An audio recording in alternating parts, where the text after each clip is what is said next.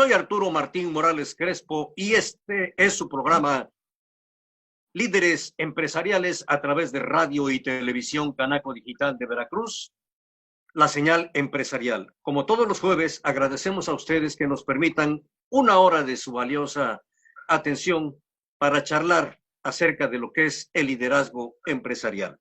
Y esta tarde nos vestimos de gala recibiendo al doctor en educación, padre José Manuel Azún Jordán. José Manuel Azún Jordán. Él es rector de la Universidad Cristóbal Colón. Justamente en este mes de agosto está cumpliendo años ya de ser el rector, 7 años en la universidad, además de que estuvo también como vicerrector de 2 años, y ya en las escuelas pías tiene 32 años de carrera. Pero además de esto, él tiene un doctorado en educación por la Teachers College of Columbia University de Nueva York.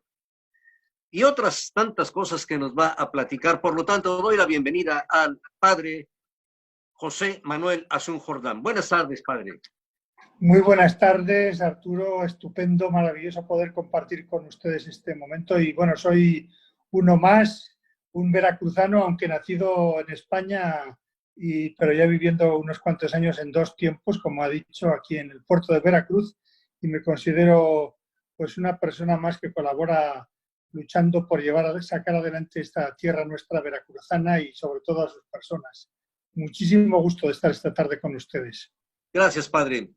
Quiero que hagamos un recorrido en su vida, porque le conocemos lo dinámico que es dentro de la rectoría, cómo ha hecho evolucionar la Universidad Cristóbal Colón, pero vamos a conocer al hombre, a la persona que allá en los Pirineos de Aragón, donde son lugares hermosos, simplemente hablar de los Pirineos es hablar de un regalo de Dios para la gente. Platíquenos cómo fue su andar allá en su natal España. Bueno, mi familia paterna es de esa ciudad que está en los Pirineos, efectivamente se llama Jaca, como Oaxaca, pero sin Oa. Pero se escribe con J, Jaca. Es una ciudad muy histórica, permítanme que les cuente, porque es la primera capital del reino medieval de Aragón. Cuando España fue conquistada por los árabes, pues la reconquista empezó en algunos lugares a donde no habían llegado, como en Asturias, ¿verdad? El famoso Don Pelayo, etcétera. Cantabria después, etcétera. Pero también en estos valles de los Pirineos, que son las montañas que son la frontera entre España y Francia, pues los franceses, el Imperio Franco, los reinos franceses del momento, pues establecieron ahí una marca hispánica y una de las, al cabo de los tiempos, ahí empezó un pequeño condado, primero y luego reino, que se llamó Aragón. Y empezó precisamente en esta ciudad que se llama Jaca. Recalco la importancia porque todos nos sentimos como de Veracruz, se siente la gente orgullosa de ser de Veracruz, pues nos sentimos orgullosos de ser de esa pequeña ciudad de tanta historia. De hecho, la catedral de Jaca, que es una diócesis que es más pequeña que cualquiera de las parroquias de aquí de Veracruz, porque no tiene ni 20.000 habitantes en total, pero es una diócesis histórica, porque fue la primera diócesis de esa región que fue establecida, ¿no? Entonces la catedral es antiquísima, tiene más de 1000 años de historia, una catedral románica muy bonita, y por ahí pasa el Camino de Santiago. El Camino de Santiago que entra desde Francia por los Pirineos, por varios lugares, uno de ellos Roncesvalles y otro el Somport, que está justo al ladito de donde está este pueblo, esta ciudad. La llamamos ciudad. Aquí en Veracruz sería un pueblito porque tiene fijos 10.000 habitantes, más o menos. 10, muy pequeño. Pero es una ciudad turística porque desde siempre, por la localización geográfica, es unas temperaturas más suaves y en invierno hace frío y hay estaciones de esquí, en fin. Entonces tiene viviendas para casi 40.000 personas, aunque son 10.000 los fijos que viven ahí, pero es una ciudad eminentemente turística. En eso se parece a Veracruz. Por eso yo creo que me siento en casa. Aunque ahí el turismo es de montaña, aquí es de playa, pero ahí es de montaña, ¿no? De invierno con esquí y en verano pues mucha gente, muchas familias que van a disfrutar del buen tiempo. Bueno, pues ahí nací hace ya más de 60 años, acabo de cumplir 62 años, voy a cumplir pronto ya otro más. Y bueno, pues nací dentro de una familia cristiana, mis papás tardaron, una familia católica, mis papás tardaron 10 años en tener hijos y luego yo fui el primero de 5, o sea que tardaron, pero luego ya tuvieron un luego montón. otros 4. Sí. Entonces, pues yo fui el primero y por lo tanto, pues yo creo que muy deseado y recuerdo pues mucho cariño. Mis dos papás ya pues están en las manos de Dios, ya murieron hace ya unos cuantos años.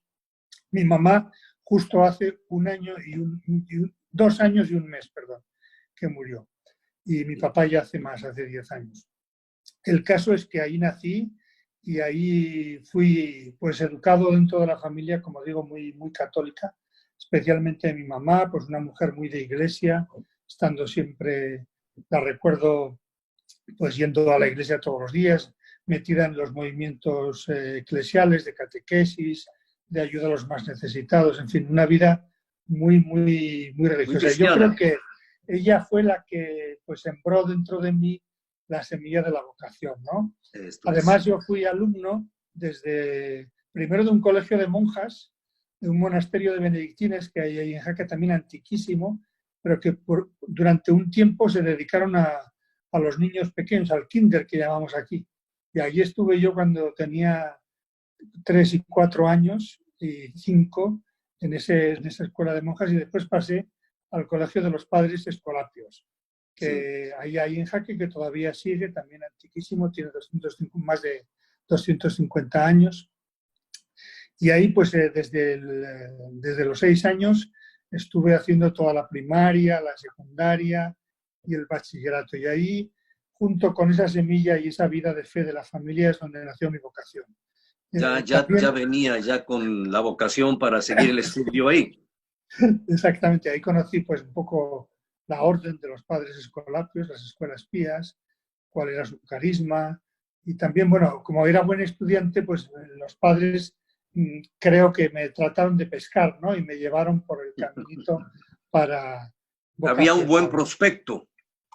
Sí, así lo debían ver ellos. Total, que cuando tenía 17 o 18 años, entonces en España se estudiaba un curso que se llamaba COU, curso de orientación universitaria, el preuniversitario, ¿no? Como el último año de la prepa aquí ahora, pues me invitaron a vivir la experiencia de estar con otros también prospectos, otras personas que también pues podrían o se sentían llamados a esta vocación escolapia. Y entonces ese curso ya lo hice en Zaragoza, que es la capital actual de la autonomía de la región de Aragón, que pues también es una ciudad histórica donde está la Virgen del Pilar, pero donde hubo pues durante muchos años una sede de los árabes y fue antes fundada por los romanos, por eso se llama, Zaragoza viene de César Augusto, el fundador, ¿no? Entonces de ahí es una ciudad que está en un cruce de caminos, ya los romanos lo vieron muy bien entre el norte y el sur, el este y el oeste, de manera que ahora también su vocación es muy de eso, de servicios, perdón, de servicios en los caminos, de logística. Sí, de logística. Se ha convertido en un puerto seco de los más importantes del sur de Europa. En un radio de 500 kilómetros hay, pues desde Bilbao, Valencia, Madrid, Barcelona, las ciudades Toulouse, el sur de Francia. De Francia. Muchísimas, hay un servicio muy grande. Bueno, total que todo esto, porque pues Aragón, que empezó en Jaca, luego la capital del reino de Aragón fue la ciudad de Zaragoza. Zaragoza.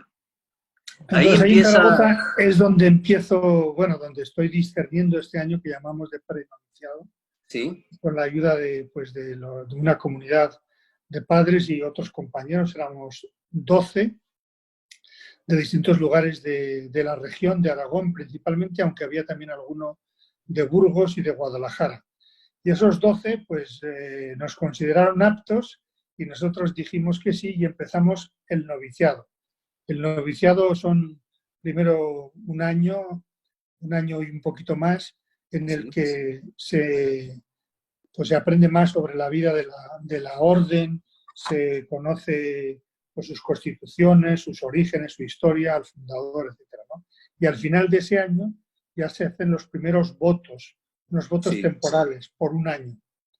Y a partir de ahí ya, pues bueno, todo aquel año fue una experiencia muy potente y muy rica. Además la viví en un pueblo de la provincia de Huesca que se llama Peralta de la Sal, que es donde entonces tenía, pues los escolapios tenían el noviciado, pero es que ese pueblo es donde nació nuestro fundador, San José de Calasanz, porque nuestro fundador nació allí es en el nombre España. que lleva la universidad.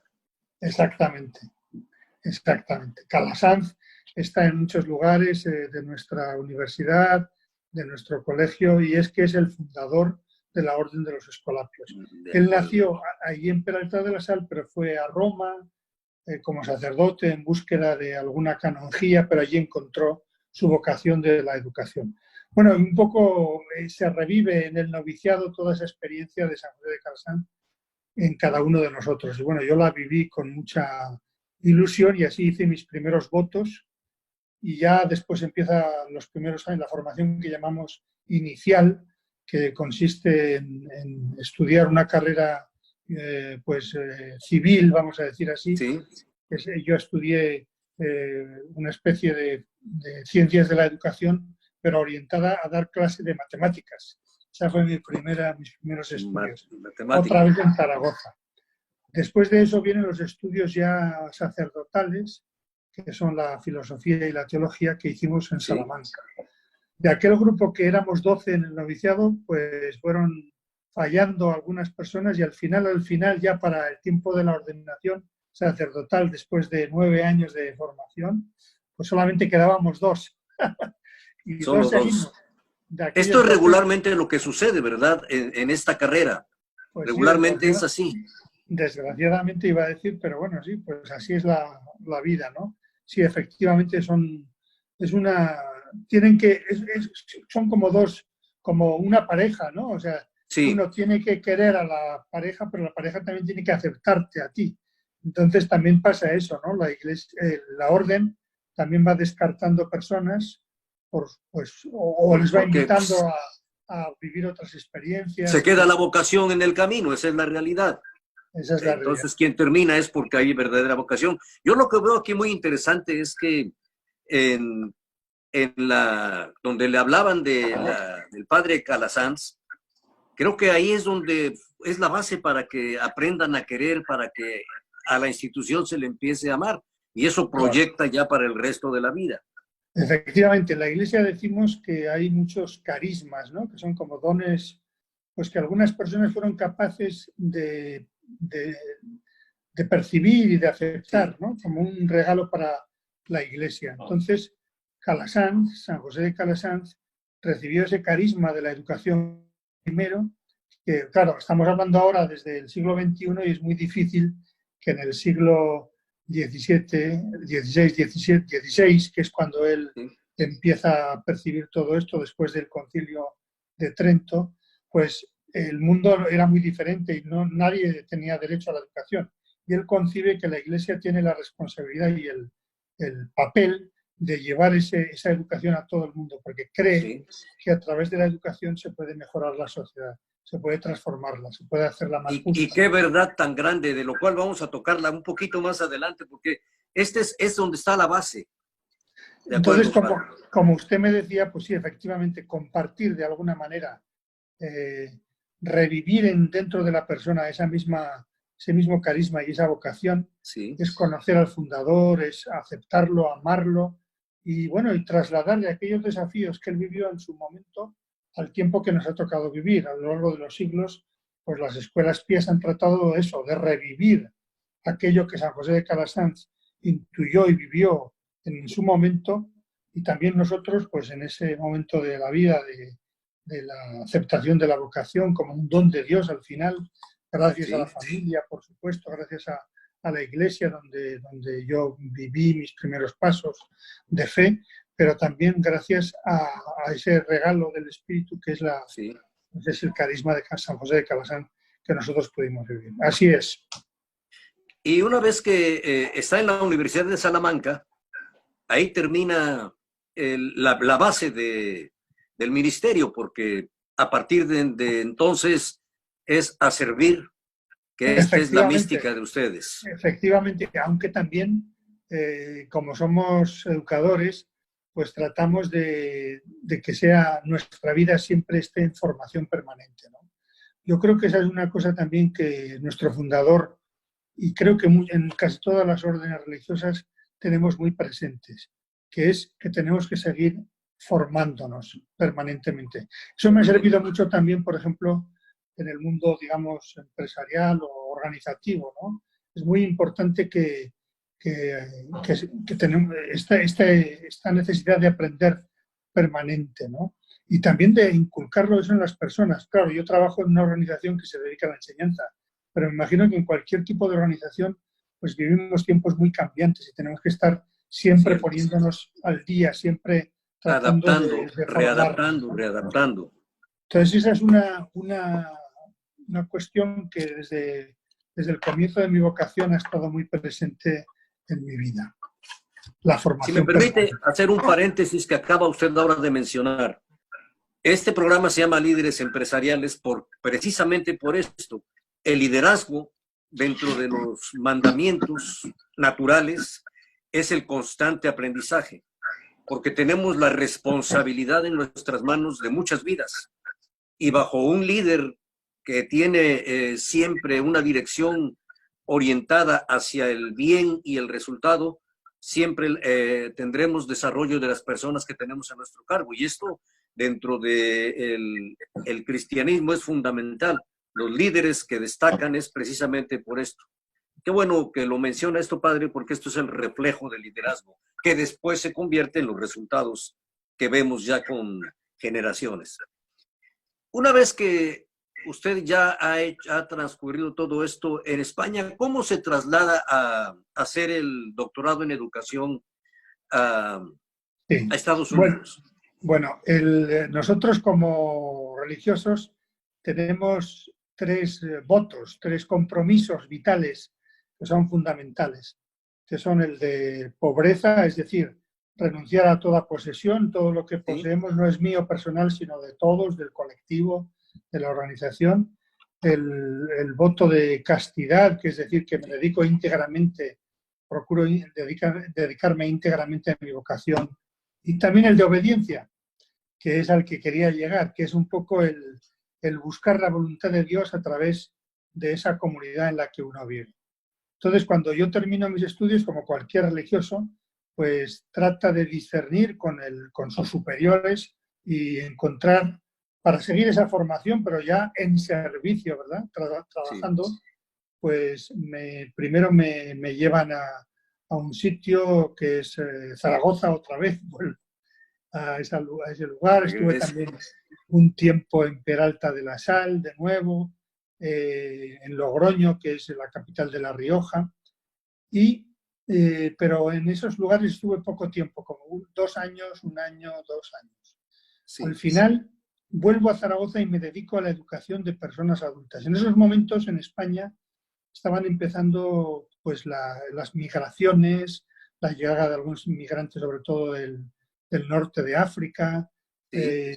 y pues había lugares que se habían convertido en bolsas de miseria, donde se recogía a toda esta gente, donde, bueno, hacía falta, todo tipo de necesidades estaban ahí presentes. Y uno de esos lugares era precisamente dentro del centro histórico de Zaragoza, una zona muy degradada, una zona pues que había sido abandonada por mucho tiempo y que ahí es donde habían encontrado refugio muchas de estas personas. También minorías españolas, como los gitanos, que tradicionalmente, aunque muchos se buscan la vida y la construyen muy bien, pues muchos también se dedicaban digamos, a drogas, a Sí. O todos sea, los había problemas. mucha marginación. Exactamente, todos los problemas sociales, todas las enfermedades sociales se reunían en ese lugar.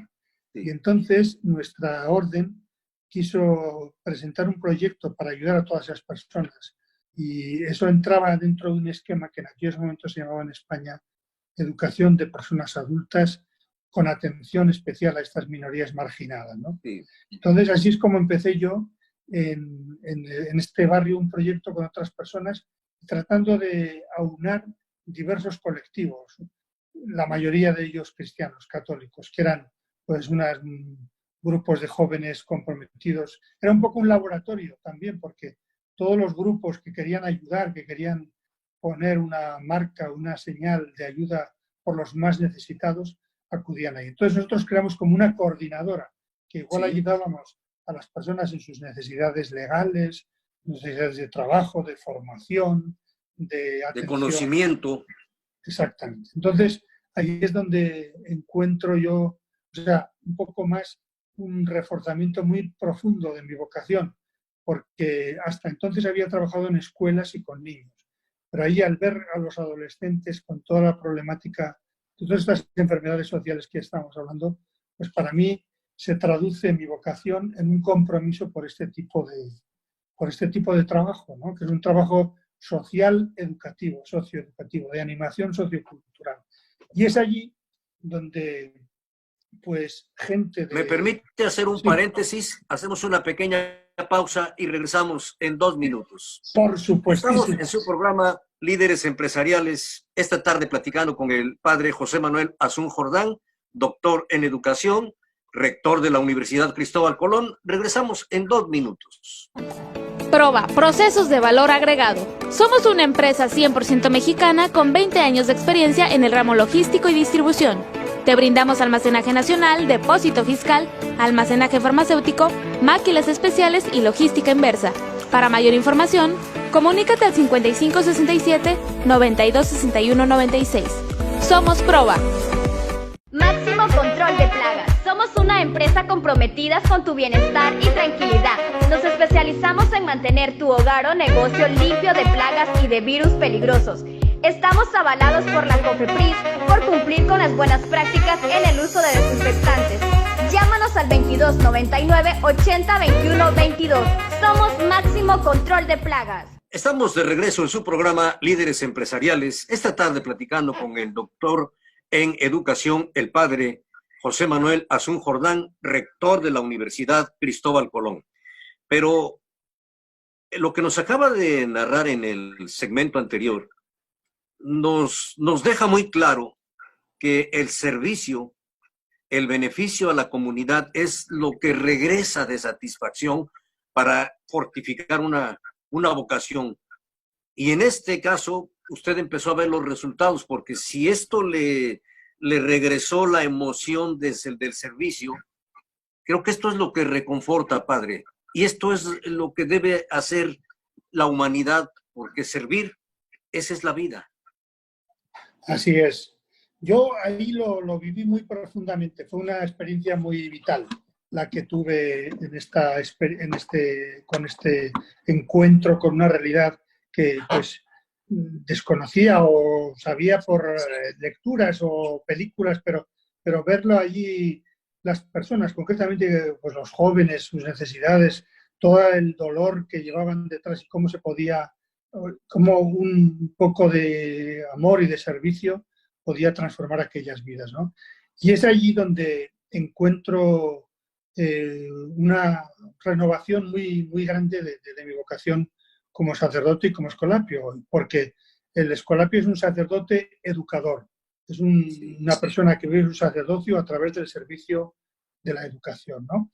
Y entonces, estando en esa experiencia que fue a finales desde el año 86, pues entro en contacto con distintas organizaciones que tenían que ver con eso.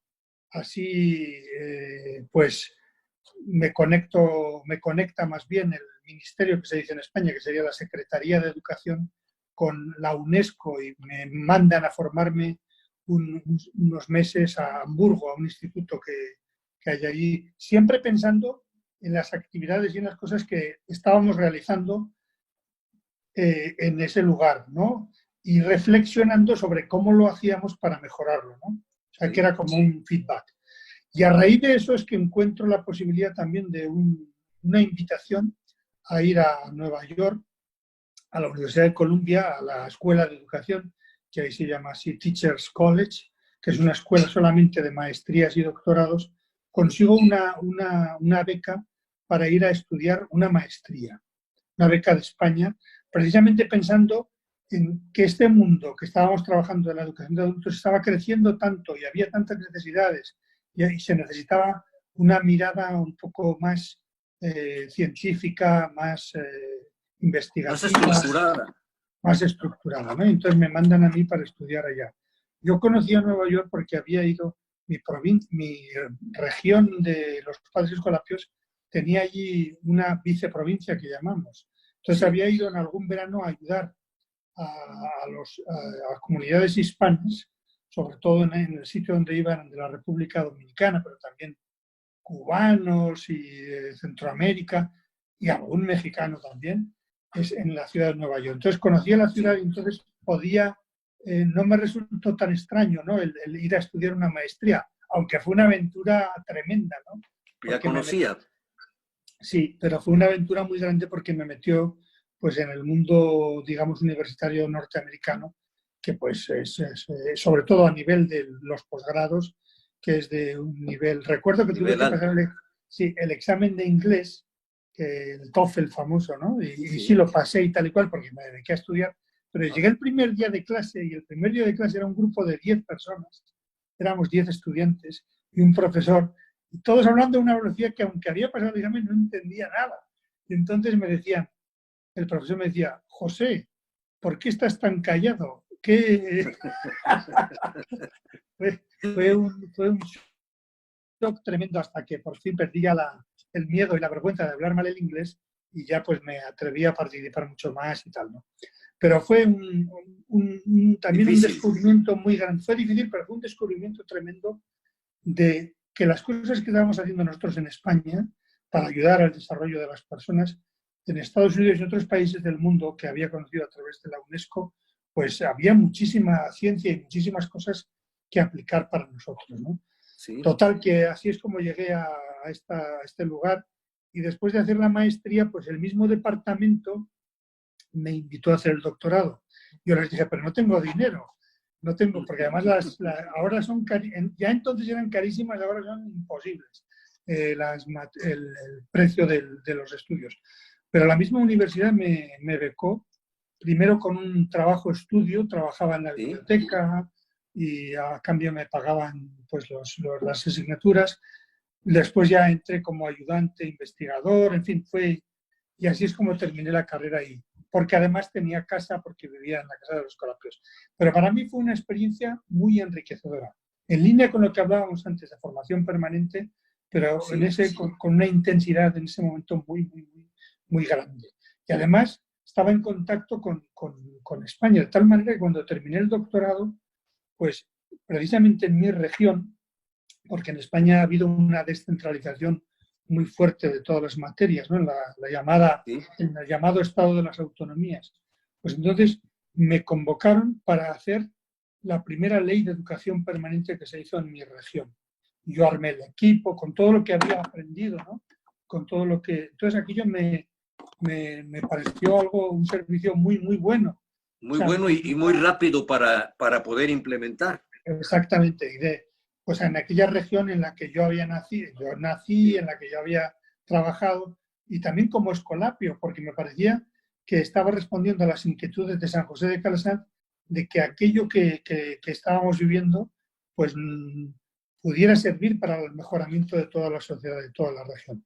Y así fue como en el año 2000 se hizo la primera ley de educación permanente en España, que se anticipaba a muchas de las cosas que después pues estamos viendo en todo el mundo, de la formación profesional, de todos los temas pues en el mundo empresarial, de todos los itinerarios de formación, de la importancia de muchas de las cosas que se necesitaban. Se anticipaba un poco al futuro, ¿no? Y usted fue aportando de lo que acababa de ver, confirmando en la ley. O sea que usted colaboró a esta ley.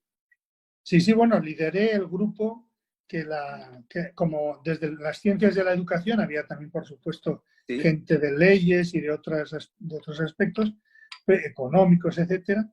pero fue el que hicimos aquella ley que fue pionera en Europa, porque pues no había... Entonces fue un momento de mucha alegría, ¿no? Por mi parte, y sobre todo porque había aportado aquello que había ido recibiendo a lo largo de mi vida como profesional, ¿no? Y entré a trabajar también entonces en la Universidad de Zaragoza, en una universidad allí. Y estando allí es cuando mis superiores, volviendo a lo de antes, a la obediencia. A la obediencia, exactamente, esa es la palabra, pues me piden que venga a Veracruz por primera vez. Fue en el año 2004, si no recuerdo mal. Sí. Y entonces, pues yo dije, conocí el proyecto, el padre Vicente Climent, que entonces había sido el rector, y estaba en Europa, estaba en Roma, me convoca, en fin, me anima, me cuenta de Veracruz. Yo no conocía Veracruz, no conocía.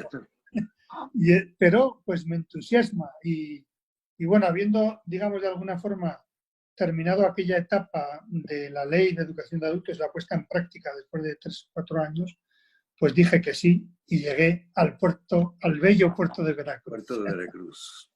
Y estuve trabajando durante 4 años, o 5 años, con 2 padres rectores, el padre Miguel Giraldez y el padre Francisco Fuster, que acaba de morir hace un año. Y pues pues también de alguna forma me sentí bendecido, porque todo lo que había vivido anteriormente, toda esa formación, pude aplicarla, ¿no? Y empezamos entonces una reforma académica de los planes de estudio. Claro, eso me supuso en primer lugar conocer pues la ciudad, la gente, claro, la universidad. El medio para saber lo que necesitaban. Claro, exactamente. Y todo el funcionamiento del sistema universitario en el país, etcétera, etcétera. Pero fue muy rico porque enseguida pues contacté muy bien con mucha gente aquí en Veracruz, ¿no? Se hizo muy fácil y se hizo muy fácil también con la universidad y con las personas de la universidad el poner adelante esa reforma que después rindió sus frutos mucho más adelante. Sí. Así es como llegué a Veracruz. Y así es como sigue con nosotros aquí en Veracruz. Es muy importante que le conozcamos, padre, porque la evolución de la Universidad Cristóbal Colón va de la mano con esto que usted nos acaba de narrar. Es decir, en la rectoría hay alguien que conoce las entrañas de la humanidad, de las carencias, de lo que hay que mejorar, conoce lo que es la educación, porque él tiene un doctorado en educación. En su formación todo fue educación. Y en México lo que hace falta es precisamente un buen plan de educación, del cual le voy a pedir que nos hable un poquito más adelante. Pero con esto vamos conformando ya la idea de que está en muy buenas manos la Universidad Cristóbal Colón y que por eso no sé si está en muy buenas manos, pero sí le puedo asegurar que ha estado en muy buenas manos. Porque a mí me gusta siempre, de verdad, recordar una cosa, y es que en el año 19, ya va a hacer 2 años, ¿sí? Pues ya ha hecho 2 años, cumplimos 50 años de existencia la universidad, ¿sí? Pero 75 años el Colegio Cristóbal Colón, que no fundaron los padres escolapios, sino que lo fundó la misma sociedad veracruzana, ¿no? Que es una experiencia de pues, tratar de ofrecer a la sociedad una formación de calidad. Pero ya que él me habla de los 50 años, platíquenos un poco de lo que es la ratificación de la FIMPE que les dieron a ustedes, que es una ratificación lisa y llana, que fue otorgada por la Asamblea General ese año que ustedes cumplieron 50. ¿A qué se refiere? Fue la 4ª vez que la FIMPE es la Federación de Instituciones Mexicanas de Educación Superior, que agrupa aproximadamente 100 universidades privadas, no porque estemos nosotros, de verdad que somos, sí, pero están las mejores, todas las buenas universidades reconocidas. Por eso es la ratificación. Entonces, la FIMPES otorga una acreditación institucional que hay que refrendar cada 4 años o 5 según los sistemas, y es lo que nosotros vimos en el año 2019. ¿Qué es lo que garantiza esa acreditación de la FIMPES? pues que lo que prometemos, la calidad que decimos tener, se comprueba fehacientemente. De hecho, la acreditación consta, como usted sabe mejor que nadie, de dos partes. Una es el presentar las evidencias, digamos, documentales, de que se tienen todas las cosas, y una segunda que es la eficiencia, es decir, que eso que se dice que se tiene, se hace, ¿no? Entonces van unos visitadores, entrevistan alumnos, exalumnos, profesores, padres de familia, con todo eso tienen unos indicadores, etcétera, ¿no? Y eso es lo que para pertenecer a la FIMPES, la institución, la universidad tiene que acreditarse, tiene que pasar por la acreditación. Por eso no todas las universidades privadas pues se meten en esta acreditación, se meten en FIMPES, porque hay que tienen comprobar. que pasar por hay que comprobar esa calidad, ¿no? Y entonces eso significa pues, que tienes que tener lo que pide una universidad de hoy, ¿no? Nos ha ayudado mucho la FIMPES a lo largo de la historia de la Universidad Cristóbal Colón, precisamente por eso, porque exige una acreditación, una calidad demostrada permanentemente, y no de una manera, digamos, solo de nombre, sino que se comprueba con requisitos comprobables, con visitas, con una serie de indicadores que se tienen que comprobar, etcétera, ¿no? Entonces, con auditorías que llegan a hacer, porque son auditorías, es decir, esto es lo que tienes en tus... reales.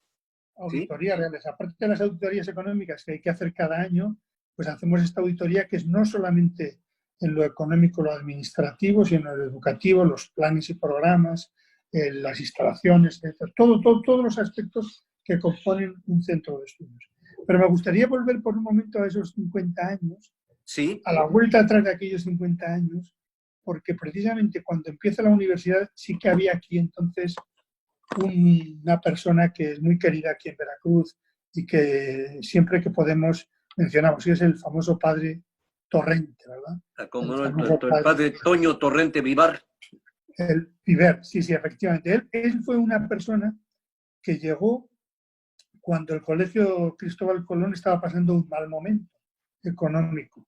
Y él fue el que pues movilizó las cosas para no solamente recuperar aquel Colegio Cristóbal Colón, aumentarlo, ¿no? Porque de una casa alquilada en el centro de la calle Bravo pasó a donde ahora actualmente está el colegio, etcétera, sino que además en el año 69 se atrevió con las familias a empezar la Universidad Cristóbal Colón. Ese sí que fue un fiel hijo de Calasanz, ¿no?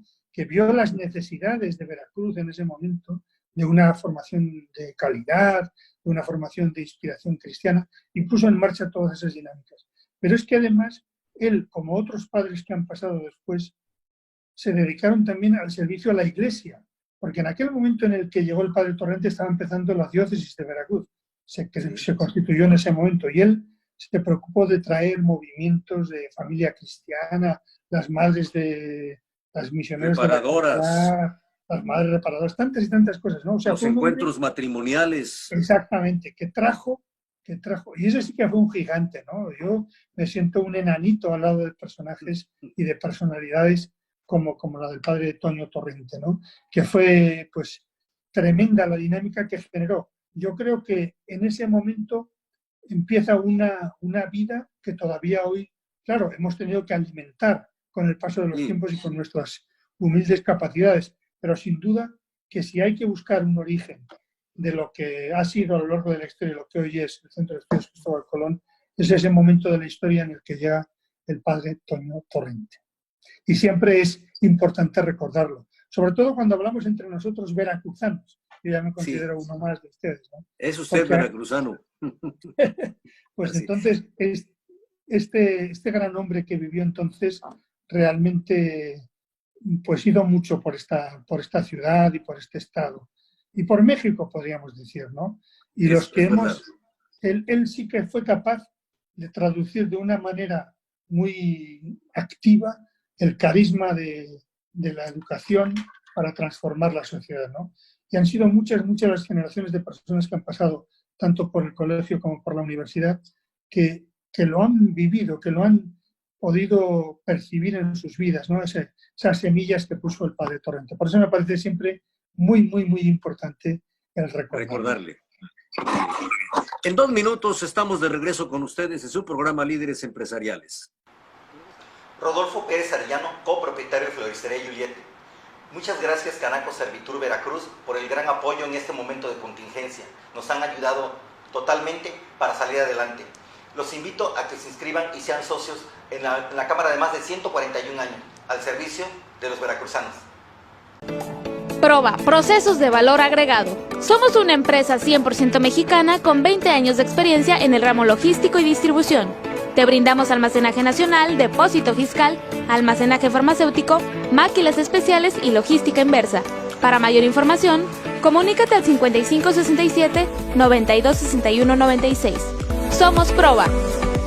De regreso en su programa Líderes Empresariales, en esta tarde con esta agradable charla con el doctor en educación, el padre José Manuel Azún Jordán, rector de la Universidad Cristóbal Colón.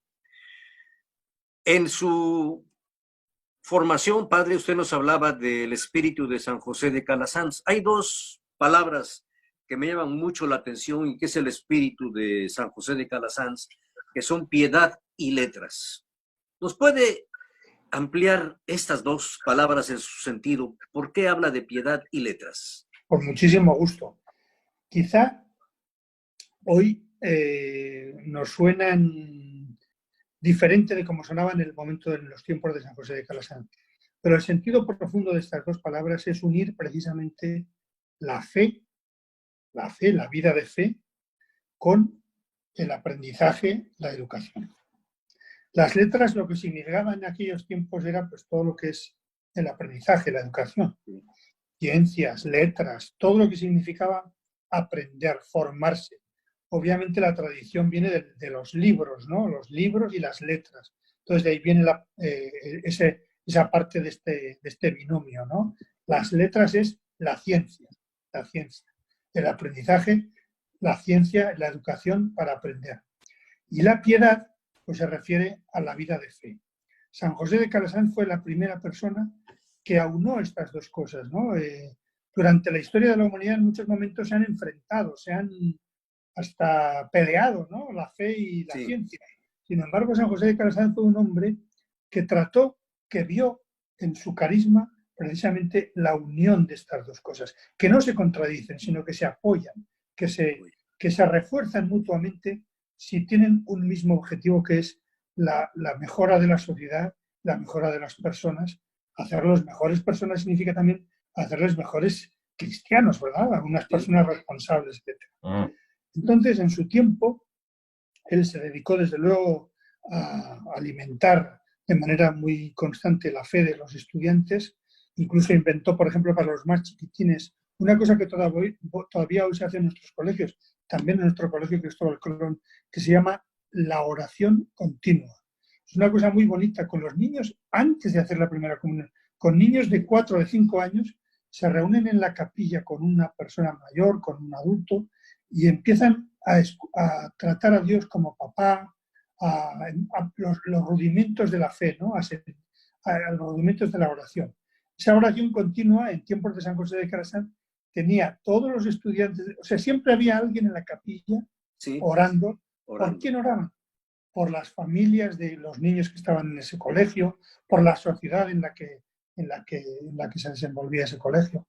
Y hoy nosotros también lo hacemos en el Colegio Cristóbal Colón, en el preescolar. Continuo, es continuo. Durante todo el tiempo que están los niños en la clase hay un grupito de 4 o de 5 que están haciendo oración.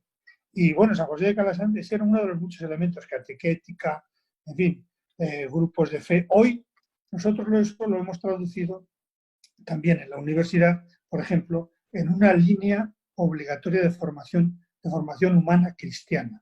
Todas nuestras carreras tienen unas asignaturas obligatorias, asignaturas sello, que pues vienen a hacer reflexionar a los estudiantes en su propia vida, en el sentido de su vida, y también en la apertura a la trascendencia y en cómo nuestra fe en Dios creador, en Dios hecho hombre, en Jesucristo, se convierte en un motor que da sentido a la vida de cada una de las personas.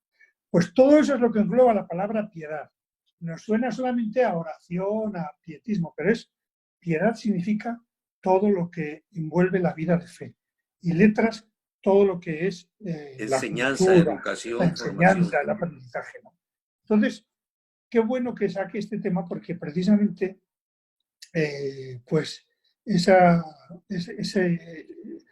ciencia y esa fe que une San José de Calasanz en sus escuelas es lo que ha ido haciendo cuerpo en todas las escuelas católicas, porque han sido muchos después las congregaciones que, siguiendo el ejemplo de San José de Calasanz, pues han ido extendiendo este carisma a mucha gente.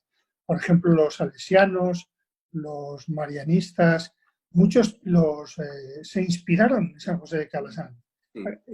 En otros contextos, en la revolución industrial, en el comienzo de algunas épocas significativas de la historia de la humanidad, pero todas beben, digamos, de esa intuición primera de unir fe y cultura, ¿no? De unir piedad y letras, de unir la formación en las ciencias, en el saber, sin descuidar la formación en la fe. Eso es lo que significa piedad y letras, nada más y nada menos, ¿no? Un reto para todos nosotros.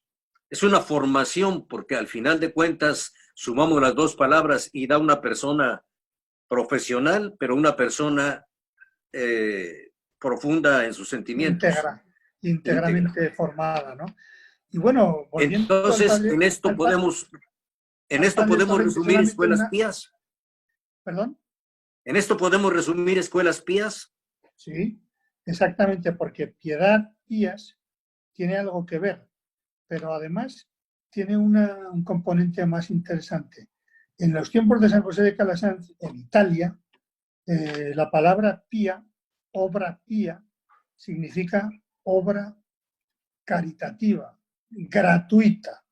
Sí. Entonces, las escuelas pías no solamente propugnaban que todo el mundo tenía derecho a la educación, sino que se comprometían a hacerlo llegar a todo el mundo. Entonces eran escuelas gratuitas. Escuela pía quería decir, en Italia en ese momento, estamos hablando de otras épocas. Claro, ¿qué pasaba? Que solamente eran religiosos los que daban clases, no tenían colaboradores. Sí. Y los religiosos, si una ciudad les llamaba, que así es como se extiende rápidamente desde Roma, donde empieza San José de Calasanz, por todo el norte de Italia y luego continúa por Austria y todo el centro de Europa, Hungría y Polonia, en tiempos de San José de Calasanz, se fue el desarrollo, lo van llamando los ayuntamientos. No daba abasto porque no tenía religiosos suficientes. Entonces, ¿qué hace? ¿Cómo llegaba al acuerdo con un ayuntamiento? Pues simplemente porque les dieran casa y un número de sacos de arroz y de aceite, no sé qué, bueno, unas provisiones para que la comunidad pudiera sobrevivir. Y las clases eran abiertas a todos y gratuitas. Claro, entonces imagínese que ahora alguien ofreciera eso, ¿no? ¿Cómo se extendería enseguida? Sí. Ese fue el comienzo. Y así es como empezó, ¿no? Escuela pía significa, pues, escuela, desde luego, en la piedad, en la fe, pero también escuela gratuita. Con el tiempo, pues, las escuelas pías se fueron extendiendo por todo el mundo. Aquí a México llegaron a principios del siglo XX, aunque tuvieron que salir en tiempos de la Revolución Cristera, bueno, de la Guerra Cristera y todo lo que conllevó de persecución de la Iglesia, etcétera, pero luego volvieron al mismo lugar donde habían comenzado, que es la ciudad de Puebla. En la ciudad de Puebla se establecieron, de ahí a Tlaxcala y a otros lugares, pero siempre con ese lema de piedad y letras, de compartir la fe y la ciencia, del aprendizaje de la persona íntegra para transformar el mundo, transformar las personas para transformar el mundo. Y una traducción, si se puede hablar así, muy bonita, es la que aquí se hizo en el lema del Centro de Estudios Cristóbal Colón, que es educar para servir. Si uno piensa en la fe como luz que me lleva por el camino, como algo que da sentido a mi vida, en realidad se puede traducir como servicio. Estamos hablando entre personas dedicadas a las empresas. Todo lo que somos y todo lo que tenemos es un préstamo que nos hace el Señor, ¿no? A los que tenemos fe. Y entonces, el servicio que hacemos a través de nuestras organizaciones es precisamente el que da sentido, el que da un sentido profundo a lo que hacemos. Entonces, en nuestro Centro de Estudios Cristóbal Colón es a través de la educación como servimos. Pero además creemos que aquellos que se forman dentro de nuestra institución van a ser también servidores de los demás, ¿no? Van a llevar ese servicio a los demás. Entonces se convierte esa piedad y letras, esa fe y esa cultura, esa ciencia, se traduce en el aprendizaje dentro de la experiencia del centro de estudios, que la entendemos los que trabajamos en él como servicio, para que se reproduzca como servicio, llevando la fe y la cultura para transformar nuestro mundo. De manera que hay como un continuo ahí muy bonito entre piedad y letras y educar para servir. Esto que nos acaba de platicar ahora, padre José Manuel, explica ampliamente que hemos tenido aquí en este programa líderes empresariales que han pasado por el Colegio Cristóbal Colón. Le voy a poner un solo ejemplo, por lo que usted acaba de decir. Personas íntegras, Tony Chedraui, nos habla de el beneficio que él da a la comunidad, el servicio. Además de ser un empresario, él da el servicio, y esto explica muy bien, con un ejemplo, lo que ahora nos acaba de platicar. Este es uno, porque hemos tenido varios egresados del Cristóbal Colón que tienen esta misma formación. Y esto explica a la comunidad, a la gente que nos está escuchando ahora, por qué el liderazgo de la Escuela Cristóbal Colón. Porque líder no es aquel que manda, líder no es aquel que ordena, líder es aquel que obedece y sirve. Esa es la realidad. Y por eso es obedecido y es servido, porque es un círculo virtuoso, que ojalá y llegáramos a esto en todas las instituciones que se manejan. Efectivamente. Quisiera añadirle que, bueno, nosotros también pertenecemos a Canaco, pero realmente me siento muy a gusto dentro de esta comunidad, porque sí, hay muchísimas personas que directamente, porque han sido alumnos, porque han participado en alguna de las actividades, sea en posgrados, formación continua o incluso como estudiantes de la preparatoria o de la primaria, pero además porque compartimos una filosofía de liderazgo, que es esta que usted acaba de decir. Sí. Porque todos los miembros de la Canaco, claro que queremos producir riqueza y queremos producir bienestar, pero queremos también que nuestra comunidad crezca, y para eso necesitamos ser servidores. Tenemos que ofrecer esos servicios de la mejor manera posible. Entonces uno se siente en casa porque participamos de la misma filosofía. Y yo quiero felicitar a Canaco porque siempre saca a relucir y siempre destaca este asunto. No es una cámara más que trata de obtener beneficios de aquí y de allá, sino que además de procurar la prosperidad del entorno, lo trata de hacer con justicia, lo trata de hacer con sentido de transformación social y de justicia social. Y a mí me parece que eso es extraordinario. Y hay que felicitar a todos los que han ido pasando por la Cámara, porque realmente la huella que deja se siente cuando uno va a una reunión o cuando se encuentra con algunos compañeros, ¿no? Y en el Centro de Estudios Cristóbal Colón me pasa lo mismo. Por eso me siento tan veracruzano y tan a gusto, porque hay muchísimas personas que convivimos, digamos que compartiendo estos mismos valores, estos mismos principios. Muy bien, padre. Vamos a una pequeña pausa. En 2 minutos estamos de regreso. Máximo Control de Plagas. Somos una empresa comprometida con tu bienestar y tranquilidad. Nos especializamos en mantener tu hogar o negocio limpio de plagas y de virus peligrosos. Estamos avalados por la COFEPRIS por cumplir con las buenas prácticas en el uso de desinfectantes. Llámanos al 22 99 80 21 22. Somos Máximo Control de Plagas. Proba Procesos de Valor Agregado. Somos una empresa 100% mexicana con 20 años de experiencia en el ramo logístico y distribución. Te brindamos almacenaje nacional, depósito fiscal, almacenaje farmacéutico, máquinas especiales y logística inversa. Para mayor información, comunícate al 5567 9261 96. Somos Proba.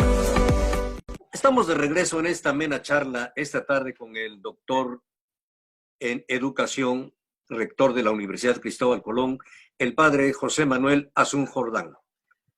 Y platíquenos ya de su experiencia, porque antes de ser rector, usted fue vicerrector y ya tenía un conocimiento pleno, enorme de la institución. Usted participó en muchas de las cosas que se implementaron. Y su experiencia como vicerrector, háblenos un poco de ella. Claro que sí, con mucho gusto. Pues cuando llego, la universidad se estaba planteando precisamente a raíz de FIMPES, de una mejora, digamos, del plan de acreditación de FIMPES, que exigía una reforma académica de todos los programas, de todos los procesos formativos. Entonces, bueno, me invita el rector entonces a formar parte de diseñar esa transformación junto con un equipo de gente, porque esa es otra cosa también importante que hay que resaltar. El padre Toño Torrente tampoco estuvo solo, ¿verdad? Tenía otros sacerdotes escolapios y tenía muchas familias a su alrededor y muchos maestros, algunos de los cuales mucha gente los recuerda con muchísimo cariño, ¿no? Como, no sé, me viene a la mente Guillermo Moreno Chazarini, por ejemplo, ¿no? Que ha estado tantas veces vinculado con Canaco, o, en fin, ahora me ha venido a la mente ese por lo que sea, pero hay muchas más personas que luego me acordaré. Bueno, nada es de una sola persona. O sea, cuando yo llego como vicerrector, bueno, sí, el cargo, pero en realidad es un equipo de personas el que ponemos en marcha toda aquella reforma académica. Y lo que hacemos es, pues bueno, aportar de la experiencia que cada uno de nosotros teníamos y tratar de encontrar una manera. Lo que vislumbramos entonces fue, sobre todo, que se necesitaba aunque había un mayor acercamiento de los programas con las necesidades de las empresas a las que servíamos, ¿no? Entonces, fue muy sencillo. Diseñamos un perfil de egreso basado en competencias. ¿Qué es lo que pide para un contador las empresas que contratan contadores? Pues pide esto, esto, esto y esto. Y eso lo traducíamos en competencias. Y a partir, ¿cómo podemos lograr que nuestro alumno, y esto fue lo más novedoso, ¿no? ¿Cómo podemos lograr que nuestro alumno llegue a dominar esta competencia que se necesita? Bueno, pues para eso no solamente hay clases, hay también prácticas, hay otro tipo de experiencias, etc. Hay también un currículo transversal, una serie de competencias que no se adquieren solo en una experiencia, en una asignatura, sino que se tiene que, como el trabajo en equipo, entonces, etcétera, ¿no? Entonces, fuimos armando toda una estructura nueva de formación. Y eso fue la reforma académica que tuvimos que presentar a la SEP para los reboes, etcétera. Y también nos sirvió para ofrecer a FIMPES desde esta pequeña universidad de provincias, que es Veracruz y que es la Universidad de Cristóbal Colón, pensando en estas universidades grandes de nuestro país, ¿no? Pues, sin embargo, hicimos esa aportación de un proyecto de reforma académica muy coherente, muy integral y muy basado en la realidad, porque hicimos muchas encuestas, muchos estudios de las distintas profesiones, y lo hicimos también de forma comparada con otras universidades del país y con algunas universidades del extranjero. Para hacer esto me serví de muchos de los contactos que había obtenido tanto en Nueva York como estando en España, en Zaragoza. Todo sirve y todo lo pongo al servicio del proyecto de la Universidad Cristóbal Colón en ese momento, ¿no? Y eso yo creo que también es una cosa importante dentro del mundo organizativo, ¿no? Y es que tenemos que ayudarnos, tenemos que colaborar y tenemos que compartir nuestros saberes. Es un poco ridículo esos que, hablando en el mundo de la educación, que se guardan esto como al revés. Al compartirlo es que se hace más rico y se expande y llega mucho más lejos, ¿no? Yo por eso me metí mucho ya entonces y ahora también en FIMPES y en ANUYES, en las asociaciones, y trato de estar muy activo porque realmente es dar y recibir, o sea, es un continuo. Y yo creo que, por ejemplo, cámaras como Canaco, como otras cámaras, como otras organizaciones, es lo mismo, son foros, son espacios donde compartimos no solamente vivencias, sino sobre todo experiencias, ¿no? Experiencias. Me acuerdo ahora, por ejemplo, de don Ramón Gómez Ayudo, que en paz descanse, que también murió hace 2 años. Pues él trajo el ITADE, por ejemplo, a Veracruz, Él se preocupó mucho de la formación de los empresarios y así tantas otras personas. Por cierto que don Ramón también estuvo muy vinculado tanto al Colegio de Cristóbal Colón como todos los hijos han pasado por el Colegio de la Universidad, etc. O sea, todo se replica, todo se conecta, ¿no? Vivimos en un mundo en el que precisamente esas conexiones son las que nos enriquecen, ¿no? Las que, si no nos las guardamos, hacen que crezcan. Yo creo que eso es lo que viví en aquel momento en la vicerrectoría. Como vicerrector. ¿No? Ahora ya llegamos a agosto, cuando se están cumpliendo 7 años de que es usted rector de la Universidad de Cristóbal Colón. ¿Cómo llega ese momento? Bueno, pues tengo que decir que aquel momento no fue tan agradable porque hubo un problema financiero, como pasa en todas las organizaciones, ¿verdad? Así es. Que ni era el primero, ni a lo mejor será el último, ¿no? Porque eso significa que estamos vivos, ¿no?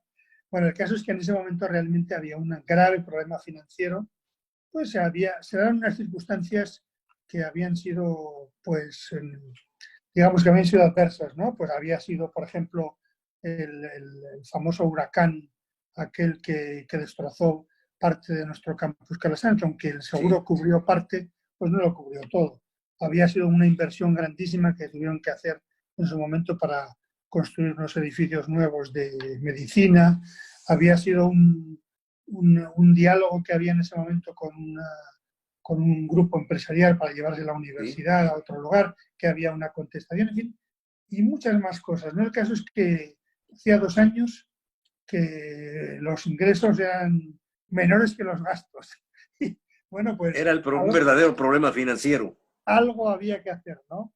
De tal manera que, bueno, pues entonces nuestro padre general, nuestro superior, obedecer y servir, pues me dijo, tú que conoces, que estuviste, que tal, pues ala, a ver qué podemos hacer. Y de nuevo, un equipo de gente, claro está, pues nada, nos enfrentamos al problema, como me imagino que muchos de todos nuestros compañeros y colegas de Canaco, ¿no? Pues tuvimos que, como se dice en España, arremangarnos y a trabajar. Y a trabajar. Y pues todo pasaba por una serie de decisiones, unas más difíciles, otras menos difíciles. Una difícil fue conseguir financiación, porque, claro, los bancos nos decían, no, sí, ustedes son muy serios, ustedes tienen una trayectoria muy buena, tal y tal, pero viendo los estados de cuenta de los últimos años, no. Total que al final, los obstáculos. Fue la propia orden la que nos prestó el dinero. Y bueno, pues tuvimos que hacer una serie de ingenierías de todo tipo para lograr solventar aquella situación. Gracias a Dios y al esfuerzo de mucha gente, no solamente devolvimos el préstamo a tiempo con sus intereses, sino que conseguimos renovar toda la universidad, su imagen, su presencia en la ciudad y en el Estado. Sí.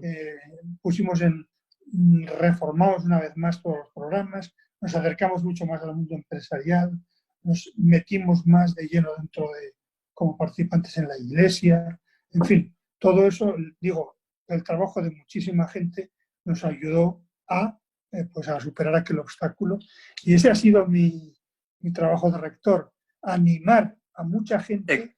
Excelente, y es mucho trabajo, porque lo vemos y vemos en los resultados. Bueno, me llama la atención que... No es solo mío, no es solo mío. No, esto es lo importante. Gente. Si usted me da permiso, voy a hacer un énfasis, porque es lo que hablamos en el liderazgo. El líder que reconoce lo que hacen el equipo que tiene a su cargo es un líder que sus mismos personas colaboradoras lo hacen más líder todavía. Y esto que usted acaba de decir es el reconocimiento a que las cosas no se hacen solo, y es el trabajo en equipo. Y el trabajo en equipo funciona porque el líder hace que funcione.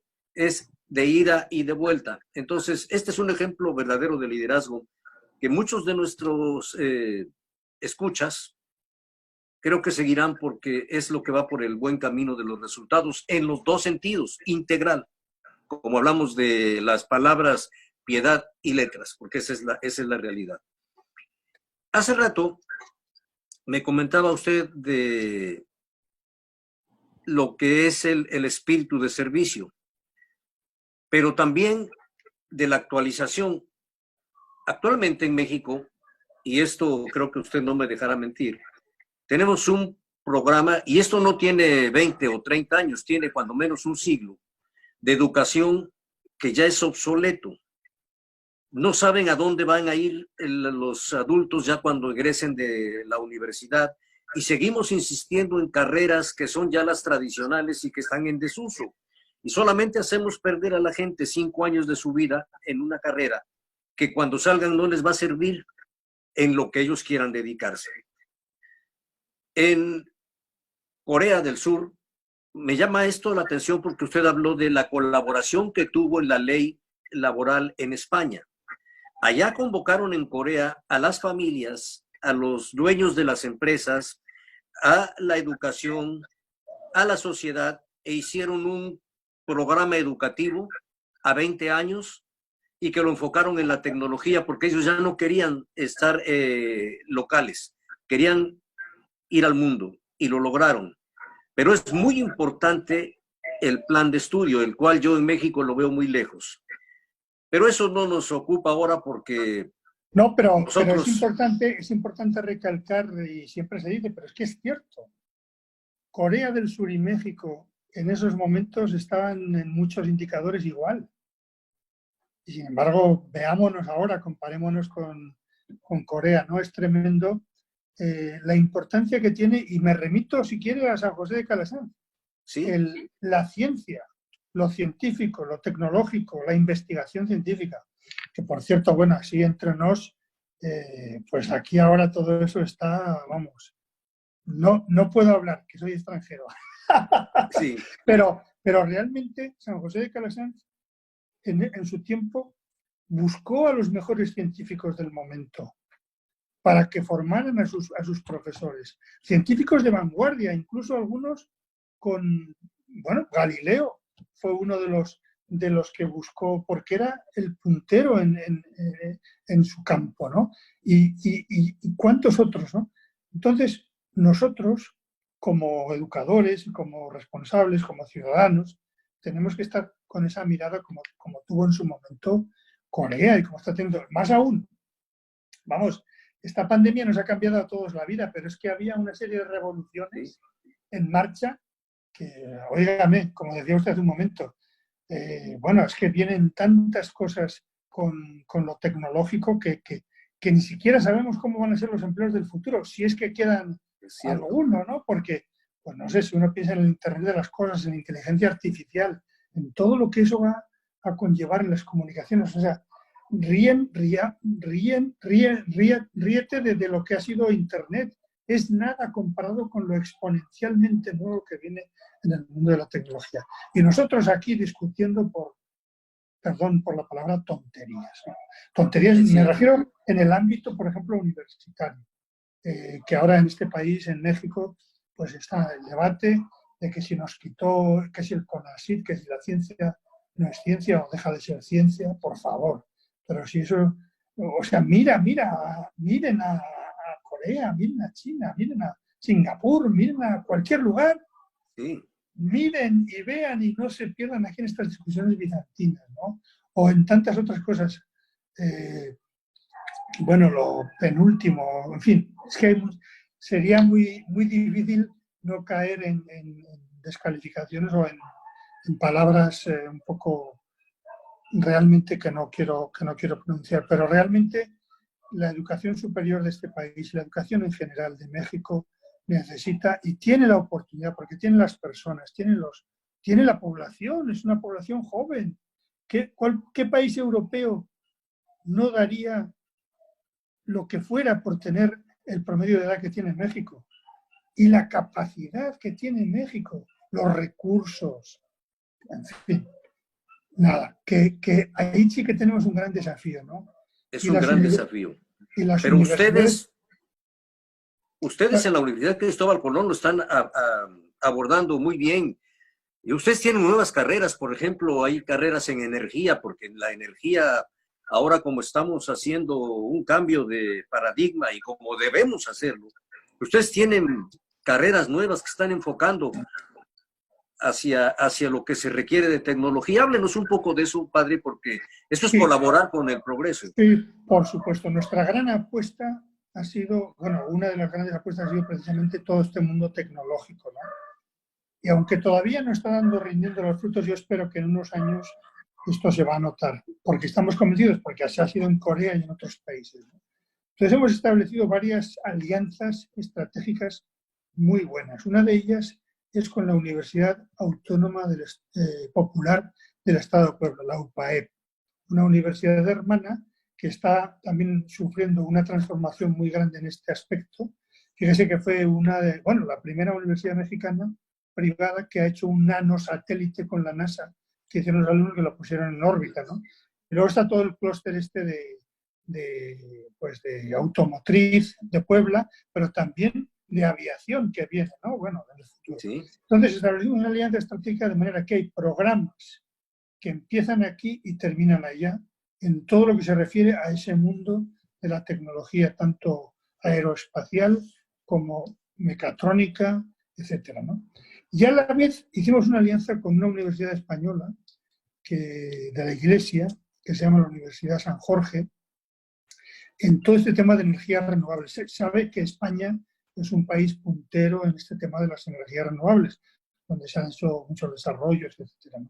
Bueno, pues entonces hay carreras que tienen que ver con esas áreas de las energías renovables y también de la ingeniería petrolera, porque nuestra apuesta por poner ingeniería petrolera, porque se iba a establecer aquí el Instituto Mexicano del Petróleo, se inauguró, se puso la primera piedra, pero pues la 4T lo ha dejado como lo ha dejado. Pero bueno,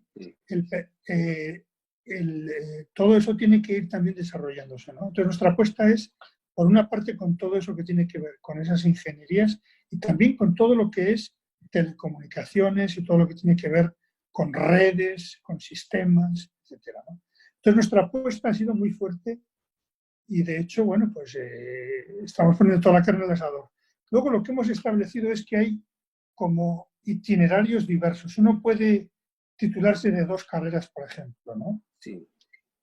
Porque hay muchas experiencias educativas, o muchas materias, o muchos aprendizajes que pueden servirte en 2 líneas. Por ejemplo, en ingeniería renovables y también en ingeniería industrial, vamos a decir, para resolución de problemas, etcétera, ¿no? Entonces estamos abriendo muchas posibilidades. Esto nos está costando una lucha bastante fuerte con la Secretaría de Educación, que en cierto modo sigue manteniendo unos esquemas a veces excesivamente rígidos, aunque hay que decir que las cosas también, por inercia de lo que pasa en el mundo, pues está cambiando y yo creo que se va a poder hacer más cosas. Esa es una de nuestras apuestas. Luego está el tema de salud, donde hemos posicionado muy bien nuestra carrera de médico cirujano. Ya tenemos pues muchísimas revisiones. La salud es muy importante. Bueno, la pandemia nos lo ha puesto de relieve, pero nosotros queremos ampliar nuestra oferta. Ahora mismo solamente tenemos médico cirujano y nutrición y ciencias de los alimentos, pero vamos a ir aperturando más líneas de trabajo en ese campo. Pero además es un campo que tiene mucho futuro desde nuestra filosofía del servicio, porque las necesidades de salud hoy en México son inmensas. Lo ha puesto de relieve la pandemia, lo pone de relieve la salud de cada día, ¿no? Y la nutrición, no digamos. Entonces, nuestro enfoque siempre es hacer algo que sea útil para la sociedad. Y hemos recibido ya muchas felicitaciones por parte de hospitales donde han ido a parar gente, egresados de nuestra carrera de medicina, que han entrado en especialidades tanto en México como en Estados Unidos, que han vuelto y están pues trabajando en hospitales. Realmente es una línea de trabajo también muy potente para nosotros. La tercera es la escuela de negocios. ¿Ahí qué hicimos? Ahí lo que hicimos fue crear un tronco común para todas, con distintas salidas, incluso con salidas con certificaciones. Pensábamos en todo lo que está pasando y que va a pasar en el futuro en el comercio, sobre todo en el comercio, ¿no? Todo el cambio que ha tenido. el cambio que ha tenido y el cambio que va a venir, ¿no? Con Que va a estas nuevas venir. tecnologías, blockchain, Internet de las cosas, en fin, todo un mundo nuevo, ¿no? Entonces queremos que todos nuestros estudiantes de la Escuela de Negocios tengan también esa visión de comercio y de futuro, ¿no? Y por fin, y no menos importante, nos quedan dos más. Derecho, que bueno, pues en un Estado de Derecho como el nuestro, el derecho es más que nunca imprescindible y necesario, pero con una visión humanista y crítica. Y bueno, creemos que nuestra Escuela de Derecho está muy consolidada. Sin duda, nuestros egresados están en todas partes, desde el Consejo Superior del Poder Judicial a muchos otros lugares. Pero realmente vemos que nuestro Estado de Derecho es muy frágil y necesita personas íntegras que sean capaces de vivir el derecho con integridad. Y por fin, todo lo que llamamos humanidades, ¿no? Ahí entra pues algo muy importante que no se nos puede escapar, que es que todas estas ciencias tienen que tener también ese componente de humanidad, de humanidades, de cultura, de historia, de sabiduría sobre la que nosotros nos incorporamos, ¿no? Para seguir creando esa cultura.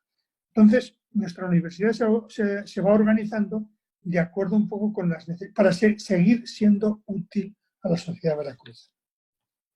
Muy bien, padre. Por último, le agradeceré que nos platique de este, que ya no es proyecto y es una realidad, de distinguir a exalumnos que han sido símbolo de lo que es piedad y letras en su desempeño. Ustedes tienen hoy un lugar especial para distinguir a estos exalumnos. Platíquenos cómo nació el proyecto y por qué es algo que es muy bonito sentir el alma mater ahí puesto por ustedes. Yo creo que esta es una asignatura que ha estado pendiente y aún todavía tenemos que mejorar mucho, y es el crear comunidad Colón.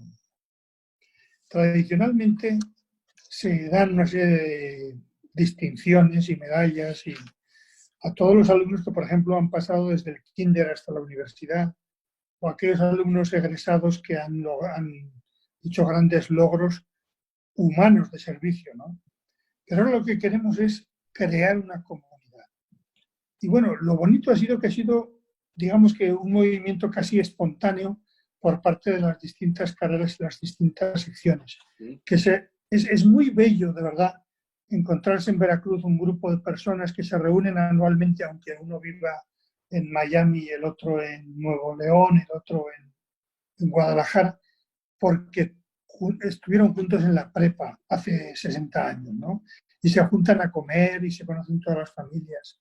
Es muy bonito, porque significa que aquella piedad y letras, aquel educar para servir, aquella experiencia que vivieron con sus luces y sus sombras, tuvo mucha luz, de tanto que les unió hasta los 50 y 60 años después de aquello.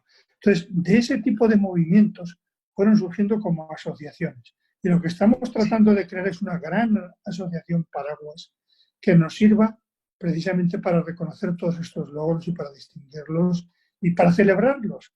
Porque al final, si lo hacemos con este espíritu, vamos a decir, Colón, de educar para servir, cualquier triunfo de cualquiera de nuestros egresados es un triunfo de Veracruz, es un triunfo de nuestra comunidad, es un triunfo de la humanidad, porque ha servido, ha funcionado lo que pretendíamos, formar personas para que sean útiles para la sociedad, para que la sirvan.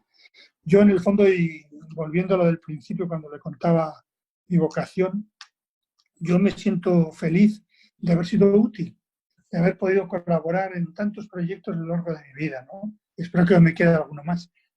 Pero pues en España, con aquellos proyectos de atención a los marginados, a los más débiles, como escolapio, lo digo, como persona de fe, como persona que quiere pues traducir su fe en obras, ¿no?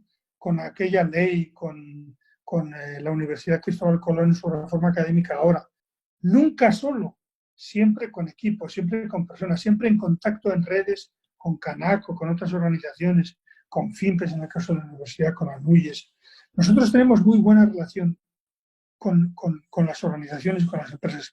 Y tenemos que alimentarla porque es la base de una sociedad más equilibrada, más justa, mejor posicionada, más competitiva también.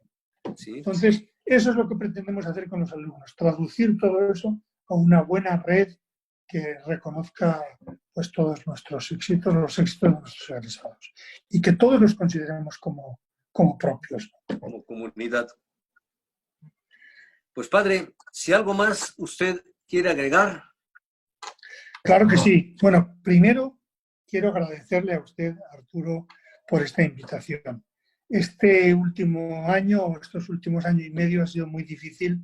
Todas las reuniones han sido online, todos hemos tenido que cuidarnos mucho. Nuestra comunidad educativa, por ejemplo, del Colón, ha sufrido nada menos que 5 maestros muertos, 5 maestros, y 20 personas vinculadas, padres y hermanos, de personal de nuestro centro de estudios. 25 personas fallecidas, infinidad de personas que han estado gravísimas y graves. Entonces ha sido muy duro para todos. Yo quiero decirles que Canaco ha sido una red viva a pesar de las dificultades, que ha estado allí presente apoyando, dando voz, ¿verdad?, a las necesidades de una comunidad corporativa que era muy grande. Entonces yo quiero felicitarles por eso, ¿no? Y quiero agradecerle a usted por haberme invitado a participar y haber podido decir esto a todos, ¿no? Y compartirlo con todos nuestros colegas. También quiero decirles que nuestro centro de estudios en nuestra universidad pues es un centro que es de ustedes, que es aliada permanente de Canaco. Pertenecemos a Canaco, repito, pero también estamos a su servicio. Tenemos un convenio, pero tenemos que además considerarnos familia. O sea, nuestros alumnos hacen prácticas y hacen servicio social en muchas empresas. Nuestros egresados trabajan. Nuestros egresados son emprendedores que luego, tarde o temprano, entrarán a formar parte de Canaco. Entonces, todos estamos en el mismo barco y empujando en la misma dirección. Y lo bueno, parafraseando aquel famoso dicho, es que sabemos a dónde vamos, ¿no? Otros no saben a dónde van y entonces ahí están perdidos dando vueltas. Pero nosotros sí que tenemos un modelo de sociedad, un modelo de persona. Tanto en Canaco como en el Centro de Estudios Cristóbal Colón, trabajamos por esa sociedad, para ese modelo de persona íntegra, honesta, responsable, completa, con dificultades, con problemas, con luchas, pero una persona que está abierta a que Dios siempre está ahí dispuesto a echarnos una mano y que precisamente el amor de Dios y el amor entre nosotros es el que va a construir una sociedad mejor. Eso es Colón y eso es Canaco, yo creo, y en eso estamos todos. Así que muchísimas gracias por esta conversación, por este diálogo que hemos tenido y ojalá que pronto superemos esta dificultad que todos hemos tenido, que además de las muertes hay que considerar también pues, todas las dificultades económicas que esto ha traído. Todos notamos cuántas empresas de Canaco, cuántos han tenido que cerrar o han tenido que prescindir de colaboradores, cuántas familias, lo vemos nosotros en las escuelas y en los colegios, pues tienen dificultades para... Todos hemos puesto nuestro granito de arena, nuestras facilidades, pero pues entre todos, si somos de verdad colaboradores y colaborativos, vamos a poder afrontar tantas y tantas dificultades que no van a desaparecer, ¿verdad? Porque esta, como me pasó a mí cuando llegué ahora como rector, ni era la primera ni será la última crisis, ¿no? Y nos pasa socialmente lo mismo. Ahora tenemos unas, pero dentro de poco tendremos otras. Pero lo bueno es que tenemos la actitud porque sabemos a dónde vamos. Eso es. Sabemos a dónde vamos, sabemos a dónde queremos ir. Y si se nos desvía por una u otra razón, nosotros tratamos de volver a nuestro camino, que el camino de construcción del reino de Dios, ¿no? Quiero recordar también hoy aquí ahora pues, a 2 ilustres fallecidos recientemente, a Monseñor Hipólito Reyes, ¿no? El arzobispo de Jalapa, que murió pues hace poquísimo, y también al licenciado Alberto Vaca, también muy colaborador de muchos de ustedes y que pues nos ha anticipado, vamos a decir así, ¿no?